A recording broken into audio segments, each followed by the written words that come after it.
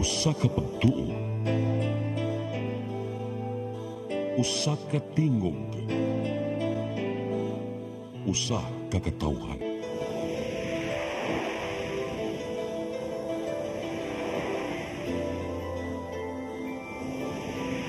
Cebu Catholic Television Network.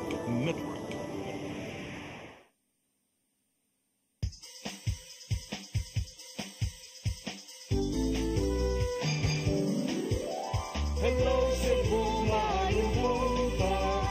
Nagsunta ang kahayag nga nagsulti sa matuod, nadagan sa panghitabo.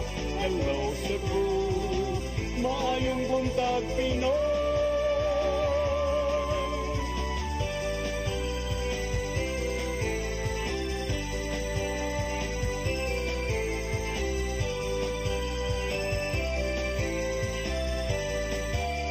Ang katutulungan sa mga katawhan.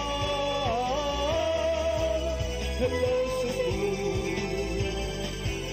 hello Cebu, maayong buntag Pinoy, maayong buntag Pinoy, maayong buntag Pinoy. Hello Cebu, may buntag Pinoy, adlaw karon nga Huwebes, petsa 6 sa buwan sa Pebrero, tuig 2025. Sangan sa atong regular anchors nga silang Ma'am Malu Inocando Tabar ug di Attorney John Destacamento nga makauban nato karong taud kay dunay mga moabot siya nga taud. Kini di ay si Gia Navarro mag-uban-uban ta hantod sa alas 9 sa buntag aron sa pakisayod sa mga balita dinhi sa ato ug paghisgot-hisgot sa mga mahinungdanong issue nga may labot ang lungsod ug ang katawhan. Atong sugdan ni atong tulumanon karong buntag pinaagi sa weather report gikan mismo sa Pagasa Mactan. Nasa pikasinya si Sir Jomer Eclarino gikan sa Pagasa Visayas. Sir Jomer, may buntag. Yes, Sir Gian. Good morning sa tanan o sa atong tanan tigpaminaw. Kini atong latest weather update karong adlaw. Ang shoreline o kini ang panagtagpo ng bugnaw init nga hangin na nakaapekto sa lalawigan sa Visayas o kining amihan nakaapekto sa Luzon. Atong weather conditions sa tibuok Visayas, lakip na ang probinsya sa Cebu. Makasinati na medyo mapanganuron ngito na sa madag-o na kalangitan og naay mga pag-ulan o kini mga isolated thunderstorms. Magdala kini usahay kusog ng mga pag-ulan na posibleng flash floods or landslides, ilabi na sa mga identified na mga vulnerable areas. Padayon ta mag-monitor sa itong mga issue ng mga thunderstorm or rainfall advisories, lakip na ang color-coded na heavy rainfall warnings. Hinay nga ito na sa kasarangan ang hangin masinati sa Central Visayas o nakadagatan, malinawin nga ito na sa kasarangan ang pagbalod. Temperatura sa Cebu 25 to 30 degrees Celsius, haring adlaw mo salap alas 5:50 sa hapon, dagat muhunas alas 9 sa buntag, ug mutaob unya alas 4:04 sa hapon. Philippine Standard Time, alas 8:08 sa buntag gikan diri sa Mactan, Pagasa Visayas, DOST Jomer Eclarino. So Jomer, nagkaduol na daytood ang ato ang weekend. Magpabilin pa ba nga maayo ang ato ang panahon? Doon na ba'y mga times nga uwanon ang Sugbo ug ang Central Visayas base na sa ato ang monitoring sa Pagasa, sir? So nakita nato within this Thursday onwards until this weekend, mostly cloudy to cloudy ang nato nakita og high chance makasinati ta mga pag-uwan tungod kini sa shoreline because ang axis o kining line ng panagtagpo ng bugnaw init na hangin is nakaabot diri sa Visayas. So natay moderate to high chance na mga pag-ulan. Same gabi nakasinati ta mga occasional heavy rains na posible gihapon ng flash floods or landslides. So atong weather condition in summary, so high chance makasinati ng pag-uwan until this weekend. Dagan kayong salamat, Sir Jomer Eclarino gikan sa Pagasa Mactan sa inyong weather update. May buntag. Sa pansag, salamat and good morning. Okay, inyo katong nadungog ang weather report gikan sa Pagasa Mactan. Doon yung mga panahon gud nga uwanon, so magdagid ta og payong aron na natay panagang aron na di ta mabasa kay susilisod kaayo tingsit unting ubog gihapon karong mga adlaw. So karon ato na nga sutaon ang mga nagunang mga front pages gikan sa mga mantalaan sa lokal ug nasyonal. Makasaysayanon baya ning adlaw. Atong sutaon ang mga front pages karong buntaga pinaagi sa Sunstar Daily. Sa Sunstar Daily, Sara impeached in House petition. Sa Super Balita, paralisado badlungon kipapriso. Said the Freeman, House moves to oust Sara. 9 Cebu lawmakers sign impeachment. Said the Freeman Banat News, ubang empleyado sa City Hall hayan ubang empleyado sa City Hall hayan mataktak kun mupanso sa DTR sa lain. So the Philippine Daily Inquirer, VP Sara impeached. House gets 215 to sign. Said the Philippine Star, Sara impeached by House.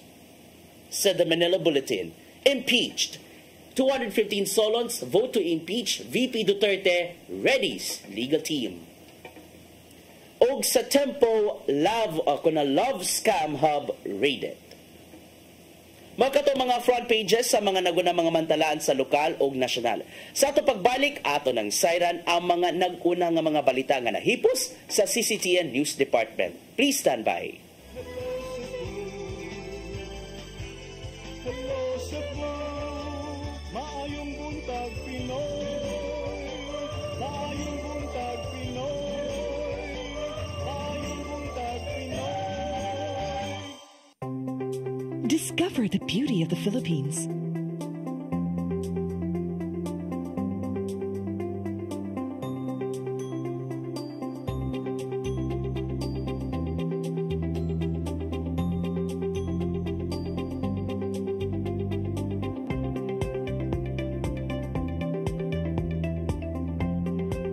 With Philippine Airlines, the country's flag carrier.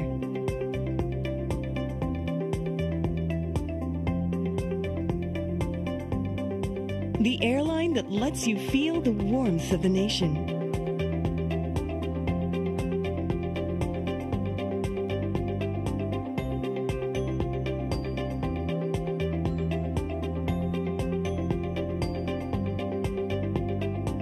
Mabuhay!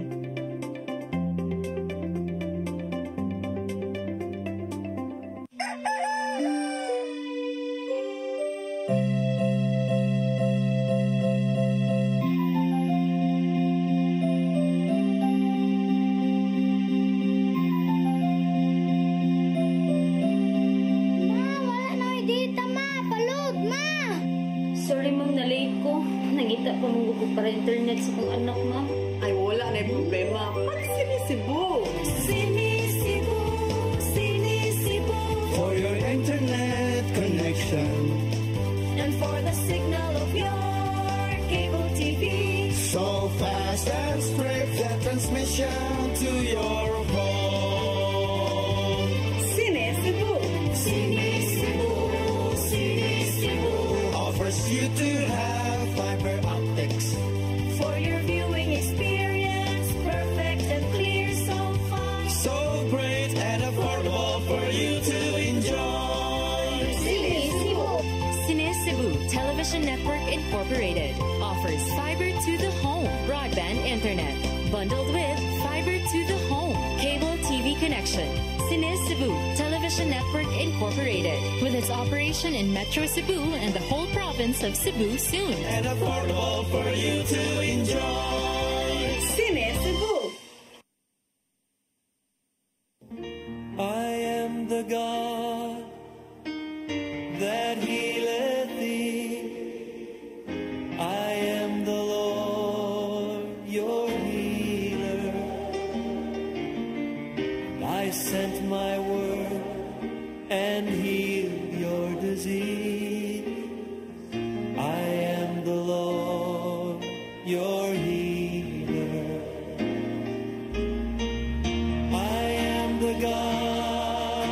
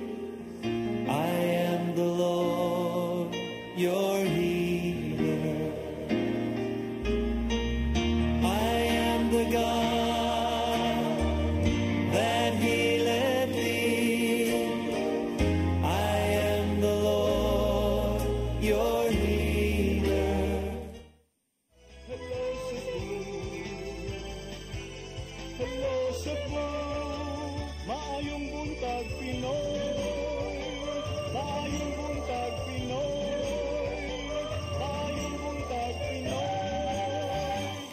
Balik ta sa Hello Cebu, may buntag Pinoy. Magkauban na nato karong buntag si Attorney John Destacamento. May buntag. Hello Cebu, may buntag Pinoy. Good morning, Sir Gian. Medyo traffic kayo dito sa gawas Attorney. Medyo traffic na pod karon kay balik sa ng traffic mga higala, pero sige lang ato paningkamutan gihapon nga makaapas ta dinhi sa itong programa. So inutunta nga mainta ang mga local leaders no masugdan gyud og gasulbad ang traffic ka sa dapen apit pa election. Apat sa dipa atong siren ang mga naguna mga balita gikan sa CCTN News Department diin nagguna sa ato mga balita karong adlaw. National Bureau of Investigation may painumdum sa ilang mga agent nga dili mahimong mugwardya sa bisan kinsa nga politiko. Usa silang gisubay mao ang mga sumbong bahin sa pinalitay og mga boto gamit ang digital wallet platforms. Ani ang report. May pahinumdom ang mismong hepe sa National Bureau of Investigation sila mga agents nga dili magpakagwardya ngadto sa bisan kinsang politiko. Subay kini silang subsub nga pagbantay sa moabot nga May 2025 midterm elections uban sa mga kapulisan ug kasundaluhan. Mato di NBA Director, retired Judge Jaime Santiago, nga buot niyang ipabilin ang pagsalig sa publiko ngadto sa ilang buhatan. Sumapa niya, nga dili may mag-apil-apil sa mga kalihukan sa matag politiko kay sama sa ubang tinugyanan sa balaod, non-partisan usab sila. Kini mo iyang gipahinumdum ngadto sa liderato sa NBI 7 ato sa nakalabay niyang pagbisita dinhi sa Subo. Administration yan or sa opposition yan, I don't want them to mingle with them. No? Kailangan na mapanatili namin, mapakita namin na ang NBI ay walang kinikilingan, straight lamang kami. Wapag-usap ang NBI sa paghatag og seguridad ning nagkaduol nga eleksyon. Taud-taud na silang nagkasinabot sa Commission on Elections aron motabang sa pagpalungtad sa kahapsay ug kalinaw sa palibot. Usa na niini mao ang pagbantay sa ilang Cybercrime Division nga may musubay sa mga sumbong bahin sa pinalitay og boto gamit ang digital wallet platforms. Maong niawhag si Santiago sa publiko nga magpakabana og dili magduha-duha sa pagsumbong kanila kung adunay mopalit sa ilang binilhong boto. Ang ating mamamayan ay magtiwala na kaya namin proteksyonan ang ating election process. Navarro, CCTN News. Samtang kalihim sa Department of Interior and Local Government nga si Juanito Victor Junvic Remulla nag-command visit sa Police Regional Office 7 nunot sa pagpangandam sa kapulisan og Commission on Elections sa umaabot midterm elections karong Mayo. Ang kasayuran ni hatod ni Arnold Bustamante.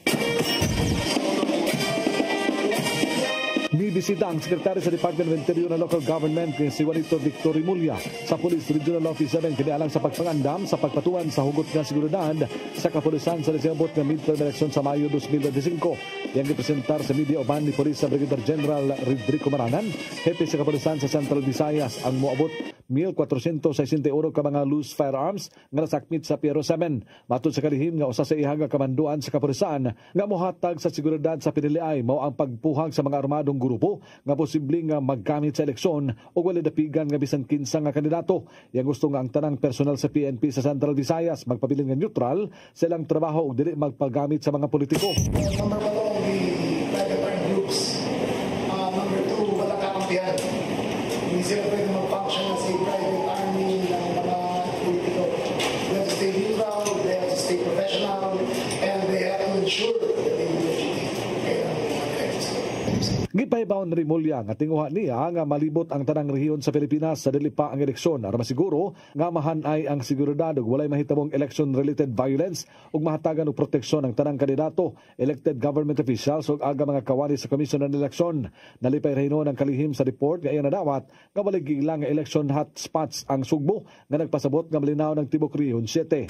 Dito naman sa Cebu walang hotspot, but nevertheless we are here to make sure that the presence of the ING is felt at alam nila lahat ng programs na actions. Pagkantos kay Gipaybaw sa Piero 7, maabot sa 1,461 ka mga lain-laing kalibre sa armas ang nasakmit sa kapulisan sa Tibok Rehiyon 7. Din 25 niini mga explosives nga nasakmit atol sa police operations sama sa bypass, search warrant, checkpoints nga may resulta usab sa pagkasikop sa 407 ka mga suspitsado ug ang uban gipang surrender na ngadto sa mga tag-iya nini. Mato ni Police sa Colonel RV Aceri Paraon Bueno, ang spokesperson ni Police Brigadier General Rodrigo Maranan, hepe sa Pero 7 nga ang pagkasakmit sa mga gidaganon sa loose firearms dako og epekto sa pagpugong sa krimen nga mahitabo sa Central Visayas. Ay malaki po ang implikasyon nito sa peace and order natin. Lagi nga pong sinasabi ni RD, yung isang baril na makuha natin, makakapagligtas siya ng 5 buhay. So ibig sabihin, sa dami ng armas na nandiyan po na pinresent nila kanina, maraming buhay po yung maliligtas at makakatulong po ito para ma-ensure po natin ang isang mapayapa at matagumpay po na eleksyon. Ito ni Boyno nga ang kapulisan parayan nga miawhag na ito nga mga gun holder nga itahan ang ilang mga armas nga wala lisensya o kadto nga mga armas nga wala maproseso ang ilang mga papeles aron dili sila magatubang og problema sa maabot nga mga adlaw. Ang Pero 7 mohimog legal nga aksyon sama sa pagrunda pinasikat sa search warrant ang mga panimalay kung mahibaw-an nga wala kinimutuman sa ilang panawagan ug uplan katok. Arnold Bustamante, CCTV. Subay na usab sa mga balita, si Interior Secretary John Vic Remulla Jr. may painumdum usab sa mga mayor sa Subo nga magpaduol pirmi sa katawhan isip mga direct link. Ato sa pagbisita sa Kapitolyo kagahapon, usa sa mga gisiguro sa DILG mao ang mas paspas nga pagtubag sa dinaliang tabang sa palibot. Aniya among kasayuran. Tuyo mibisita sa Kapitolyo si Interior Secretary Juanito Victor John Vic Remulla Jr. og nagpakisayod sa mga gipanghimo sa isig kalungsod ug syudad dinhi sa Sugbo. Gipaybaw niya ang pipila ka mga lakang sa Department of Interior and Local Government nga makahatag og kaayo ngadto sa matag LGU. Sama lang kini sa digitalization sa matag transaction sa LGU o pagpameno sa pipila ka mga trabahoon sa local chief executives. Mao mipainomdom si Remulla ngadto sa mga mayor nga magpaduol pirmi sa katawhan kay sila man ang gitawag nga direct link.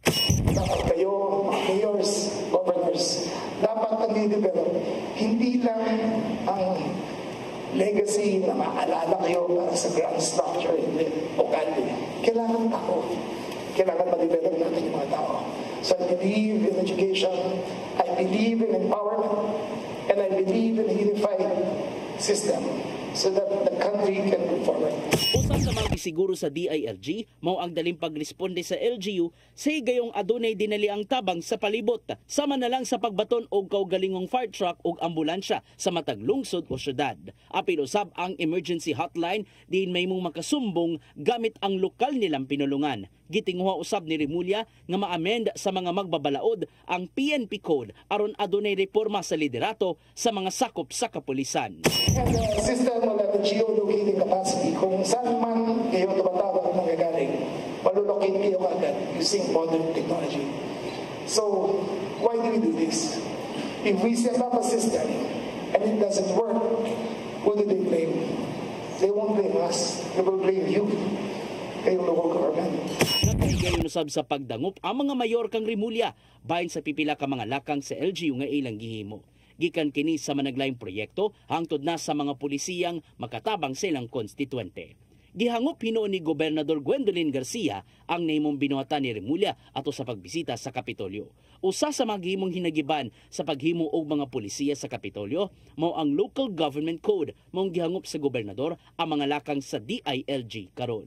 We have been supervised sometimes beyond supervision ordered about by previous secretary who have had no local government experience nor was ever elected because he was also probably unelectable.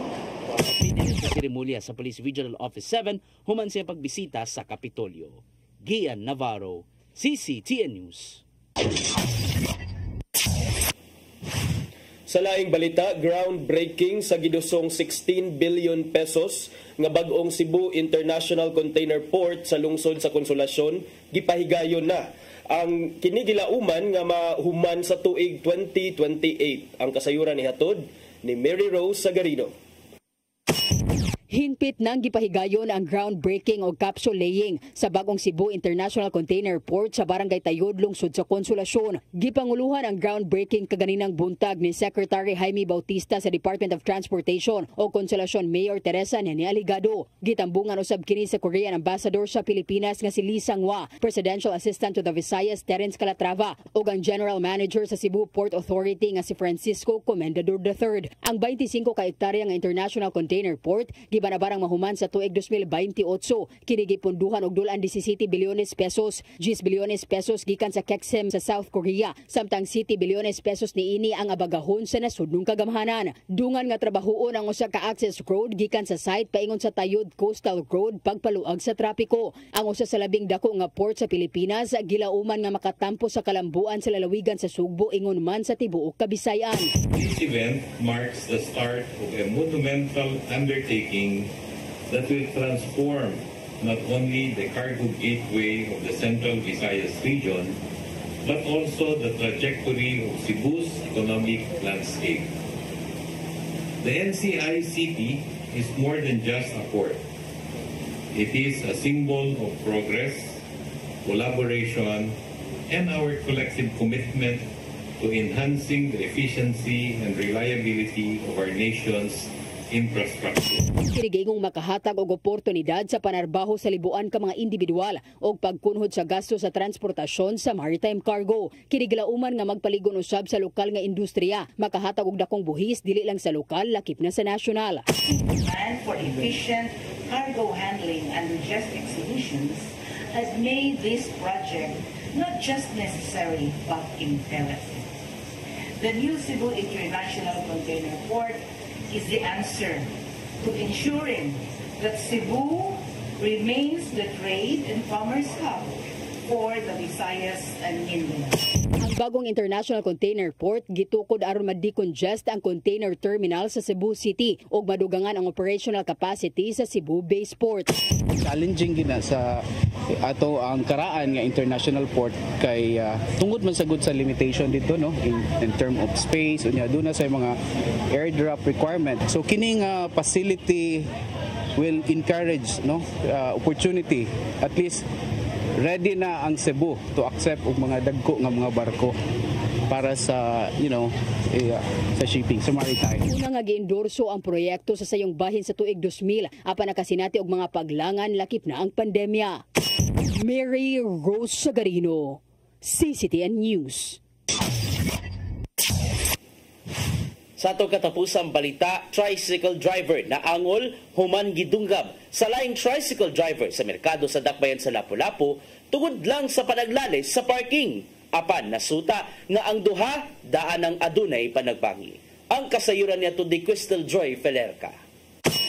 Naangol ang usa ka tricycle driver human kini dunggaba sa kauban ra usab niya nga tricycle driver ni adtong Lunes sa merkado sa Dakbayan sa Lapu-Lapu alas 8:45 sa gabi. Ang biktima giilanga si Alfred Manggubat Rivera, 33 anyos, taga Purok Kalachuchi, Barangay Look sa Dakbayan sa Lapu-Lapu. Samtang ang suspect giilanga si Jeffrey Cordero Ogosherda, 36 anyos, nagpuyo sa sitio Sudtungan, Barangay Basak sa susamang Dakbayan. Ang duha parehong may ruta nga Gunob Padung Basak og miyembro sa Basgun Drivers Association. Matod sa presidente sa mong asosasyon nga si Hildo Ornopia nga nagkalalis tungod lang sa parking ang suspect ug ang manghod sa biktima nga si Albert Manggubat Rivera kinsa usa-usab ka tricycle driver. Nian ang higayuna padung na untang mobiyahe ang biktima nga si Alfred. Apan ninaog kini sa dihang nakita niya nga naigo ang kamot sa iyang manghod sa pagabanti ni Jeffrey sa iyang tricycle, hinungdan nga gisumbag niya ang suspect. Apan dali usab nga nakakuha sa iyang jungle knife si Jeffrey ug gidunggab si Alfred sa iyang tuo nga bahin sa lawas. Ang usab ka tricycle driver nga si Constancio Sipada ni suway sa pagkuha sa kutsilyo nga gikupta ni Jeffrey apan wala kini na minaw kaniya. Matod ni Police Lieutenant Colonel Christian Torres, ang spokesperson sa Lapu-Lapu City Police Office,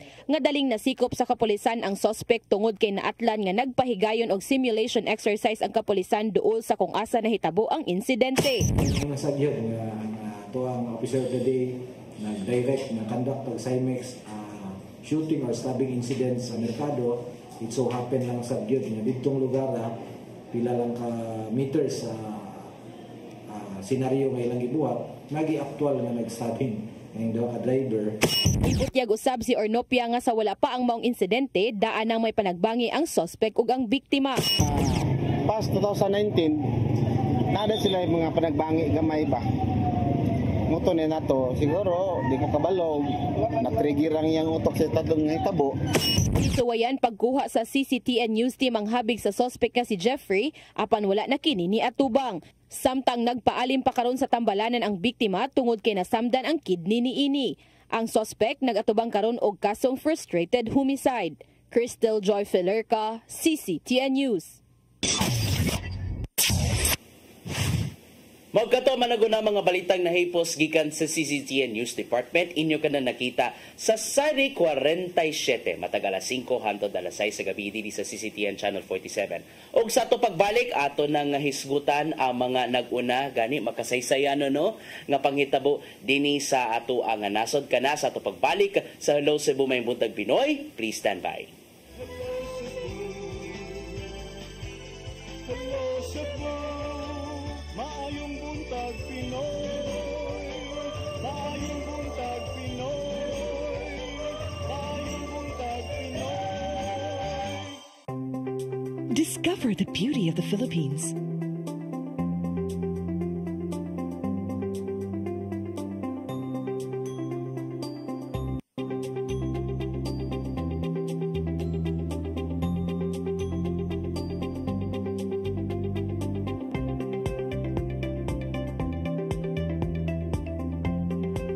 With Philippine Airlines, the country's flag carrier.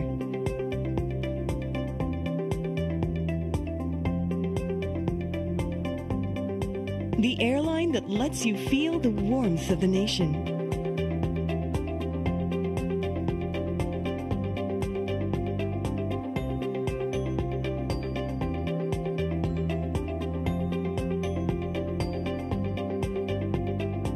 Mabuhay!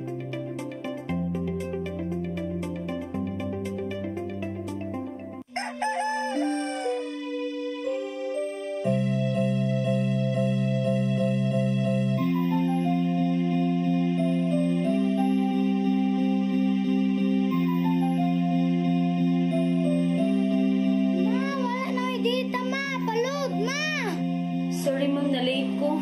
Nangita pa mong gugod para internet sa kong anak ma'am. Ay, wala na yung problema. Pag-sinisibo. Sinisibo, Sinisibo.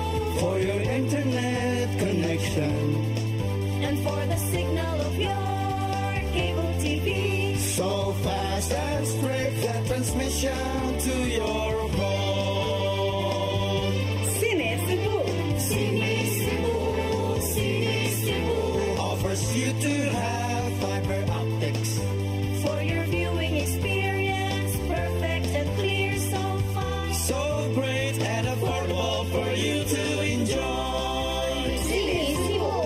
Cine Cebu Television Network Incorporated offers fiber to the home broadband internet bundled with fiber to the home cable TV connection. Cine Cebu Television Network Incorporated with its operation in Metro Cebu and the whole province of Cebu soon. And affordable for you to enjoy. Sinisibo.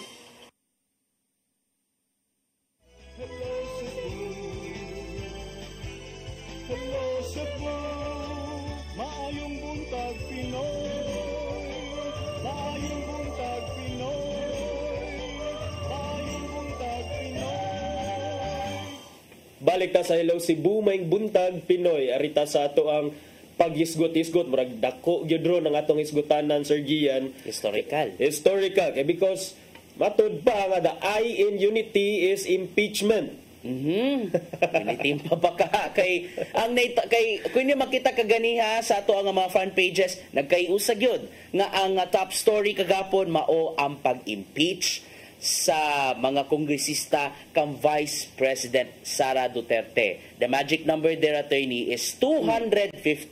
Sobra ka na sa gipangayo nga 103 ka signature sa mga magbabalaod ang gipangayo aron nga ma-impeach si Vice Presidente Duterte. And into a surprise, sa dihang nigawas ang listahan sa din gawas ang listahan sa mga kongresista nga namirma, it comes out nga siyam kanila diri sa Sugbo ha ang apil sa mga namirma. Kana mo silang kana mo silang kongresista Eduardo Rama sa segundo distrito sa Dakbayan sa Sugbo, sa South na. Og sa Cebu Province, si 1st District Representative Rhea Gulyas, 2nd District Representative Janice Salimbangon, 4th District second ba si Janice? Sige, ito i-clarify. 1st District si Kongresista Rhea Gulyas, 2nd District si Edsel Galios, si Janice Salimbangon alang sa 4th District, Duke Frasco sa 5th District, Daphne Lagon sa 6th District, Peter Calderon sa 7th District, samtang si Emery Lolipap Uwano Dizon sa Lone District of Mandaue City, ug si Cindy King Chan sa Lapu-Lapu City Lone District. So among sa mga magbabalao diri sa Sugbo, duha lang ang wala namirma. Kana mao silang 3rd District Representative Pablo John Garcia ug Cebu City 1st District Representative QT Del Mardiin, wala sila sa mong listahan. And just this morning, Attorney John, no, nakadawat ta og statement gikan ni Kongresista PJ, nagkanayon siya nga digid siya madiktaran. Kay sumapa niya, sukad pa sa una adunay baruganan. Bisan pa man og musukwahi sa partido. Bisan pa man og musukwahi ni Gobernador Gwendolyn Garcia. Og dugang pa niya, kita to niya nga dili siya mobiya og kauban ingon man amigo. Mao kada ang atong nakuha initially nga pamahayag gikan ni Kongresista PJ Garcia nga wala siya ni pirma sa maong listahan kung inyo nga makita. And sa pagkakaroon, wala pa'y mga official statement nga giluwatan ang mga kongresista, Attorney John. Sa atong pag-check, sukad pa nga gi-release pagka late afternoon na ang listahan. What happened to the social media pages sa mga politiko? Punog bash. Ang gibuhat nila aron pagkapanagang i-disable ang comment section. Okay. Gi-disable nila ang comment section kay grabe man gana o kayan man ang mga previous photos o posts nga may pa kay nilang pagdungan og kaon, may pa kay nilang pagpa-picture with Vice President Sara Duterte katong panahon nga the Dutertes were still enjoying or were still at the height of their power.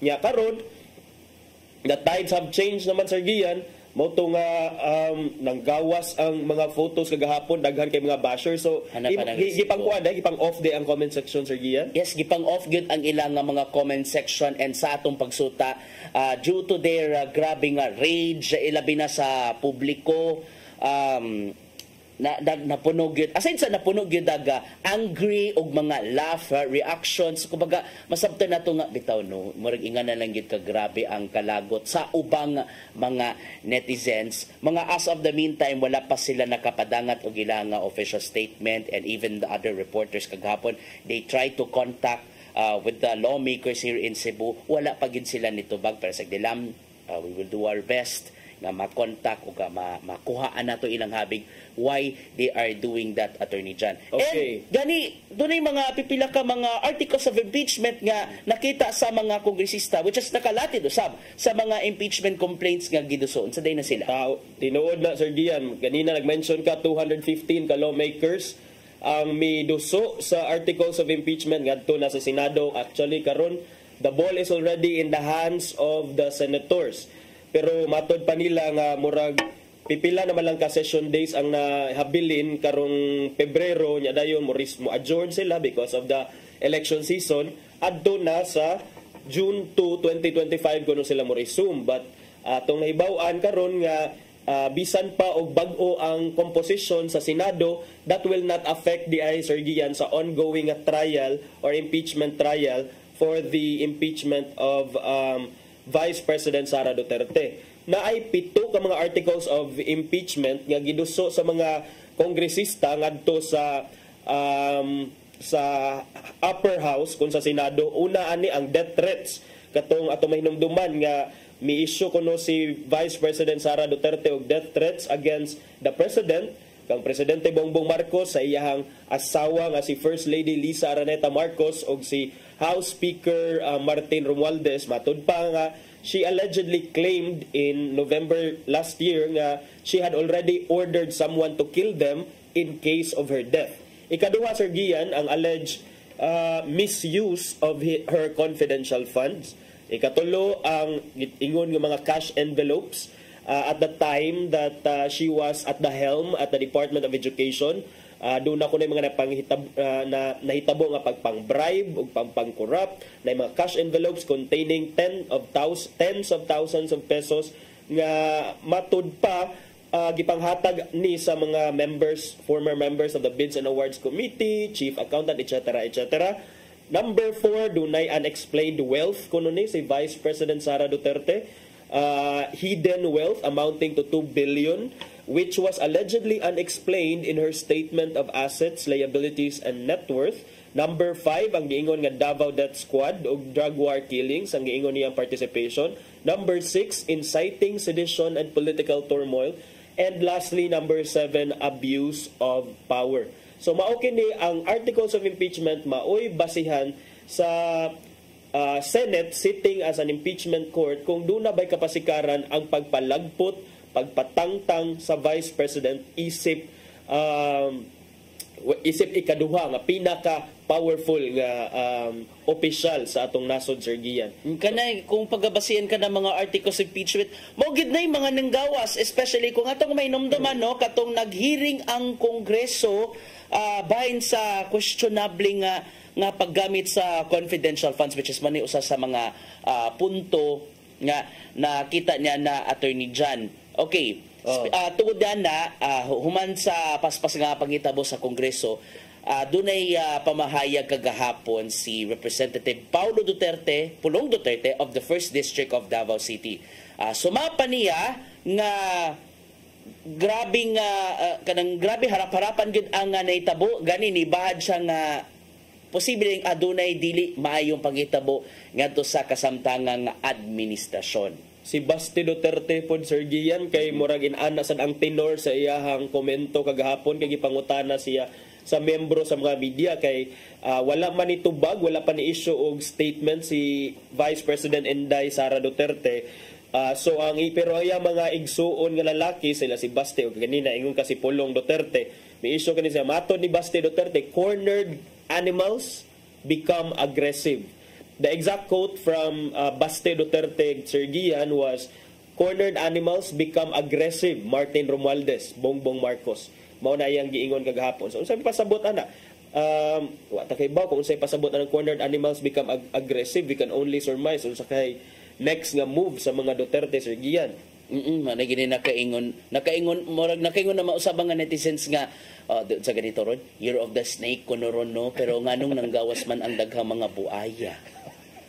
Kana may panahon lang nila. Paita sa ana Year of the Snake niya. Pero ang murag every year is a year of buaya man siguro, Sir Gian. Ay ana gyud na mahitabo. Well, kung unsa man ang mamahimong dagan ani, ilabi na sa nagpadayon ron, labi na ron nga ana ron sa Senado ang bola sa impeachment. Makapangutan na ta kung ma-prosper ba kaha kay kung ato nga may numduman dunay pipila ka mga kaalyado ni Duterte nga naglingkod ron sa Senado. We'll see kung unsa ba ka ang mamahimong dagan ani, kung willing ba baka na silang siguro mulingkod isip mga senator judge. Wato ma-recall no ang impeachment, di ba ang kanang pamaagi sa impeachment trial mo nang ang Senado mamahimo na gid na siya nga korte, and then taas-taas man gud ang iyahang procedure, Attorney John. Taas because Senate sitting as an impeachment court, sila mismo ang murag mo tuki sa mga merito sa kaso, anya kinahanglan og 2/3 vote sa Senate or 16 out of 24 senators kinahanglang mo vote to impeach the Vice President para gyud makuha ang saktong numero or numbers para ma-formalize gyud ang iyang impeachment to convict the Vice President. Kay kung mo dili mo lapas sa 16, kana posible nga maka-ipsot ani si Vice President Sara pero kana magdepende sa composition unya sa Senado after the 2025 midterm elections, Sir Gian. Unya balik ko sa imuhang gihisgutan nga ganina ingka siyam ka mga local legislators nga gikan sa Cebu ug Cebu City ni pirma to impeach Vice President Sara Duterte. Do you think, Sir Gian, it's unfair nga i-bash ning mga kongresista nato nga ni pirma apil sa 215 ka mga kongresista? Iba na ba ka sa mga tao ron na Attorney John nila binakaroon in the panahon sa digital age, doon ay mga nagpaka-political analyst matod pa sa doon ay penultihan nga sa to Dunning-Kruger effect. Something Dunning-Kruger effect, Sir Gian. Kanang gamay ra nimong nahibaw-an, feeling nimo expert na ka. Wala gini nakapita na Attorney John. Kung atong makita even the news kagahapon na dakan gihapon ang mga nagpakita gyud og kalagot, dali gyud nga kanang natigitawag nga hanapan man gikaingon hanapan ng resibo kay kato mga photos ganing gawas nga kung todo sila pa picture ni Sara even during the 2022 elections gid na sila. Makaingon na lang gyud ta Attorney John nga pahitaw sahay no kaning politika wala gay permanente sa politika unless if number one you have the balls kung naayo baruganan from the very beginning sa imong paglingkod sa posisyon or nagpadala ra gyud ka sa agos ng panahon nag-go with the flow na lang gyud ka aron lagi mapadayon man kung unsa man ang agenda sa paglingkod sa mong posisyon. Karon nga anana gyud taron sa ating eleksyon Attorney John, Marso pa man gani magsugod ang kampanya sa mga local candidates. Makaingon na lang kata kung tungod aning gidangatan ron na ba kay tsansa nga doon ay pipila kanila Attorney John mga kandidato sa ang kanilang mga kongresista, some of them majority of them are kanang re-electionist, makalingkod ka as in kaning makuha bakahan nila ang suporta sa isig kasugbuanon despite of what happened. So ang ako na siguro nga tabag sa mga netizens no, instead of ayugid ipakita ang kaning enrage kumbaga mas kining issue bahin sa impeachment to, this would be an opportunity nga mas mapasabot nato kung galing time will come no nga mahitabo man gani ang Senate trial hinaut-unta no kita so far doa pa man ka impeachment trial lang akong nakit-an sa TV kaning kang CJ Corona gusto kag masayo pa si Erap Estrada unta lang no dita magpadala pag-ayos sa mga optics dita magpadala sa mga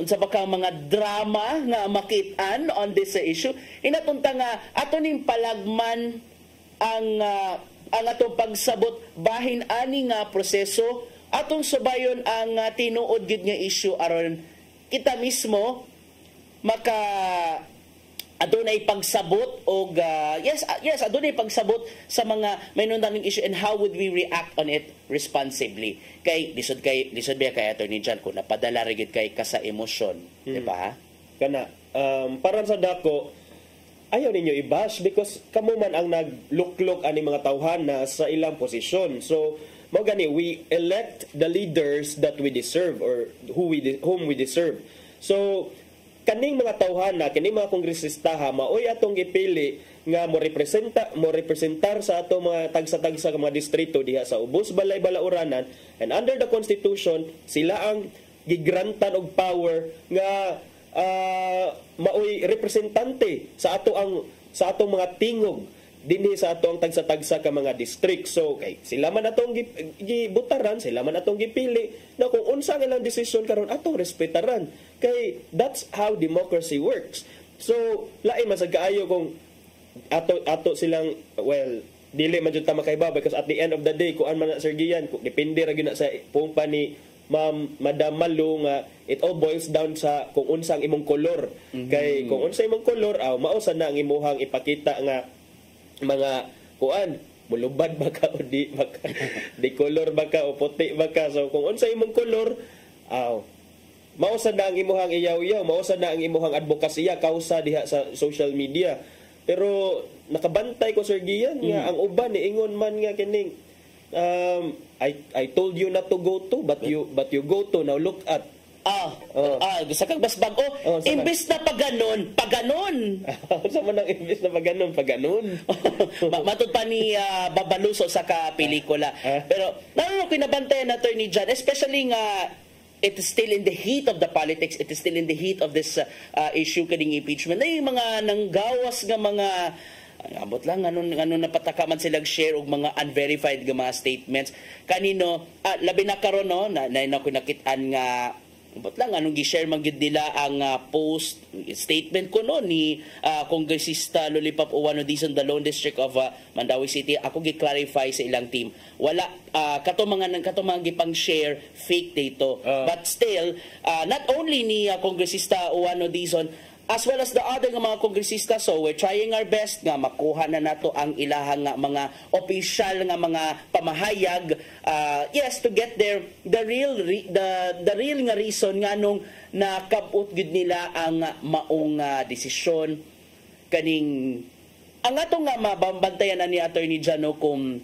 according to their conscience ba o di ba ka nadala ra ka sila sa kung unsa man gani ang agenda nga gitingwa para aning impeachment complaint kung naaman Attorney John. So anyway mani ato ang gisubay. Anyway we will bring it to you kung unsa man ang ila mga statement para at least makahatag magiyahan na sabta og makahimo og mga unsa ba ka nga mga maynungdanong desisyon sa ato kinabuhi. Mga for now, kalma-kalma lang gyud ta, di ta mapalabi sa ato ang mga gibati gyud. And kabalita ko Attorney John, dunay pipila ka mga senador nga daan na ding nag-express no sa ilahang ilang mga gibati after what happened sa Kongreso gapon Attorney John.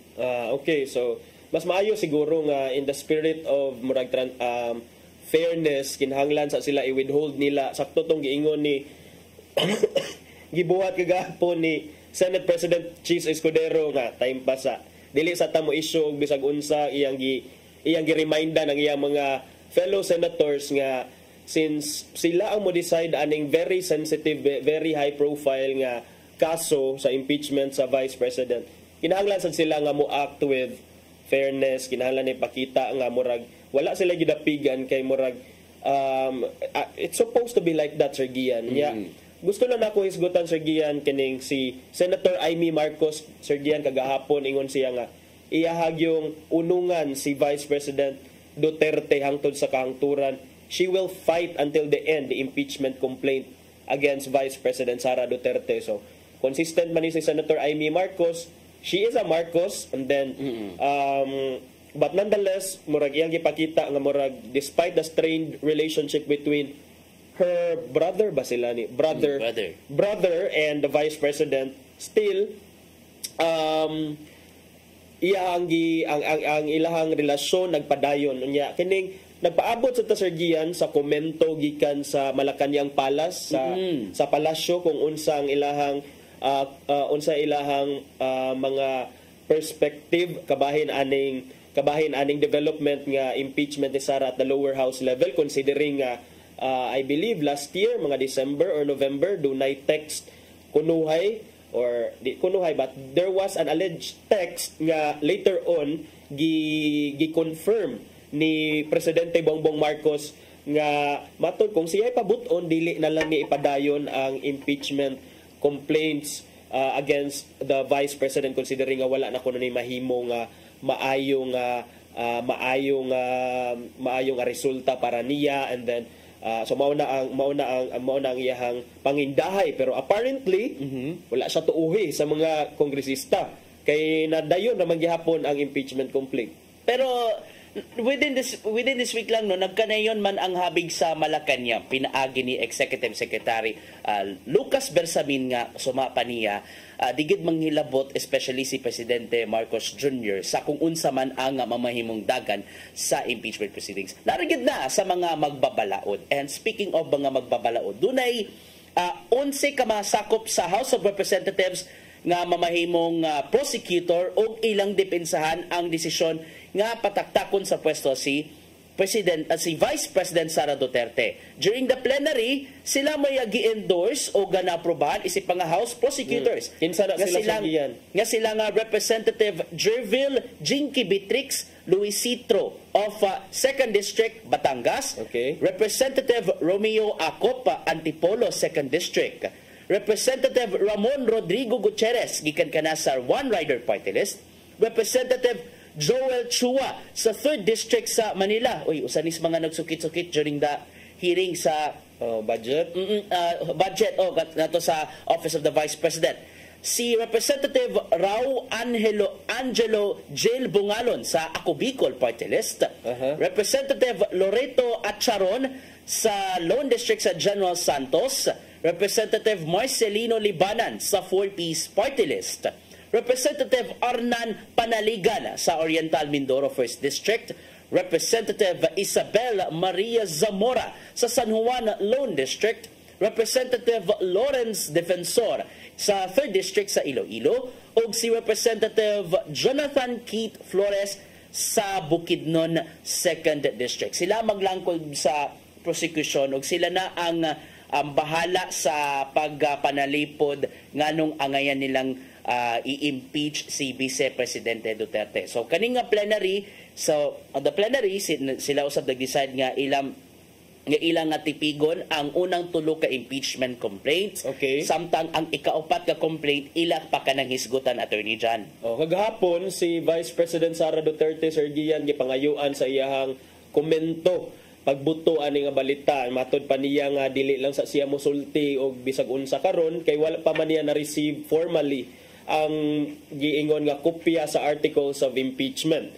So nonetheless miingon siya kagahapon nga gusto siya nga mo issue og precise reaction to the accusations against her. So atong pabuton sa Sir Gian kung unsa ni nga unsa iya mamahimo nga stance, reaction, unsa iya masulti ani mga articles of impeachment, although over the past hugtanon man gyud niyang gihimakak ang iyang mga kalambigitan or iyang mga ang iyang kalambigitan ani mga issue nga gipang bato sa iyaha. So in the spirit of fairness, mauna atong nahisgutan karon nga ablisad ang atong istasyonan nya kita sa diri sa Hello Cebu kay wala man tagi dapigan no ato paghisgot-hisgot ra bangin ni based on facts binsa unsa mga developments sa makuha natong impormasyon kung unsa ato mahimong impormasyon. So ato agyapon ang ipadangat sa inyo ha diri sa CCTN Channel 47 ang mga updates kabahin sa impeachment trial unya ni Vice President Sara Duterte. Kuya Benny, manigingon natong history in the making. Yes. Alright, ato nga palutson nining mga panahona ang pulong og kinabuhi gikan ni Tatay Dodong Linchua.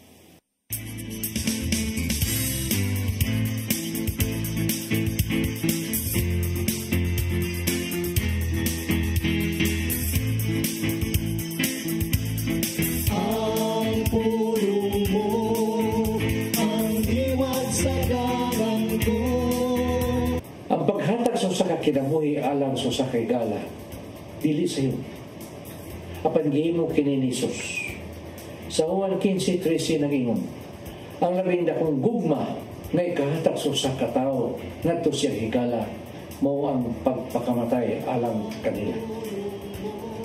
Kamo akong mga higala kung buhaton ninyo ang isugo ko kaninyo tingali kita pagapangutana. Ana ka ba karon ang panahon nining mo kinaiya? Ug nganong gisugo man kita ni Jesus sa paghimo nining buhata? Sa ato pa diay kini ang gihimong sumbanan sa Ginoo sa atong gugma sa atong sikingan.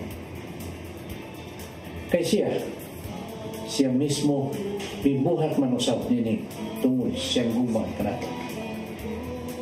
Huwag sa paya ni Jesus ang kamatayon sa krus. Tamis niya kining adlaw.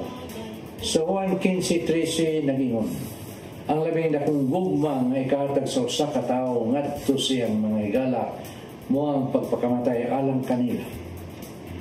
Kamo akong mga higala kung buhaton ninyo ang gisugo ko kaninyo. Tingali kita makapangutana anang pabakha karon panahona kining maong kinaya ug nganong gisugo man kita ni Jesus sa paghimo nining buhatan. Sa ato pa ay kini ang gimong sumbanan sa Ginoo sa atong gugma sa atong isikaingon. Kay siya mismo mibuhat man usab nini tungod siyang gugma kanato. Huwag sapayan ni Jesus ang kamatayon sa krus. Tamis niya kining gidawat tungod siyang gugma kanato. Sa 15:9 nag-ingon, nahigugma ko kaninyo, ingon nga ang amahan, nahigugma kanako. Pabilin ka mo sa akong gugma. Kato lamang tao nga dunay gugma sa Ginoo, siya kasing-kasing ang andam nga matubang bisan sa kamatayon. Naiso, mao kini ang pulong nga naghatag og giya sa atong kinabuhi. Pagampok kita. Nang itong naman, dili sa iyo ng imong gibuhat, alam ka namo. Dili kami tapos tungod kay kami mga makasasala. Gugma ang hilabihan nga natukod kanimo. Naunta, pasuklian sa namo kining dakong sakripisyo nga imong nabuhat. O higugmaon ka namo tungod kay una mo kaming gigugma. Amen. Dan samahan sana. Ang pulong mo, ang diwat sa damang ko. Pulong og kinabuhi ni Tatay Dodong Linchua may nagpupos sa atong tulumanon. Daghang salamat sa Philippine Airlines. Thank you sab kang Archbishop Jose Palma, Nanay Diana Limchua ug Tatay Dodong Limchua. Ang atong news manager, Sir Dennis Tabar, at mga kauban sa TOC nga silang Kuya Robert, Ate Inday, Matmat, Maybel, and Joanne. Sir Michael, Sir Rodel, Sir Raymond, Sir Bruce, o ingon man kang Sir Ferdy, dagang salamat sa ila. Alright, dagan kayong salamat. Inatunta nga mag-uban-uban gyapon kita og mga adlaw alas 8 at alas 9 sa butag diri sa Hello Cebu May Butag Pinoy kini di ay si Gia Navarro. Ako si Attorney John Destacamento. Dagan kayong salamat sa inyong pagtanaw dinhi sa Hello Cebu Mayong Buntag Pinoy.